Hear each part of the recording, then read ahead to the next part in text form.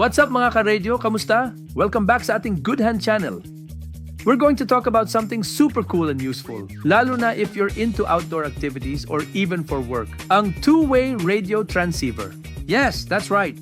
Meron tayong Motorola, Itera, ICOM, Kenwood, Cygnus, commercial at amateur radio VHF and UHF frequency. So kung kailangan mo for security and safety, for construction, for corporate events, for hotel and restaurant use, commercial and industrial use, also for emergency response and critical situation, pwede rin sa mga volunteer groups, LGU, barangay, law enforcer, PNP, and traffic enforcer, this gadget is perfect for you.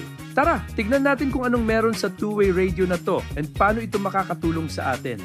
Ito ang two-way radio transceiver and basically, it's a device that allows you to communicate with other people kahit na walang cellphone signal.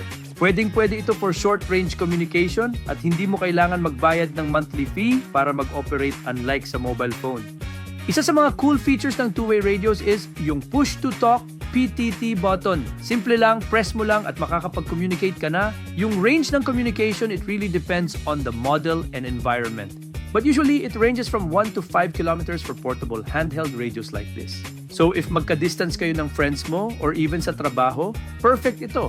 So yun lang mga friends. I hope nagustuhan nyo itong review and quick rundown ng two-way radio transceiver. Kung may questions kayo, comment lang below.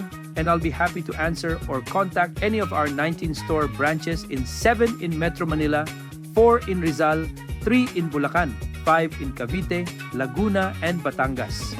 Para sa aming hotline, please contact 0917-5609-365.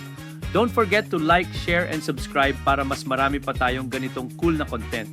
Hanggang sa susunod, stay safe and always be ready. Maraming salamat po!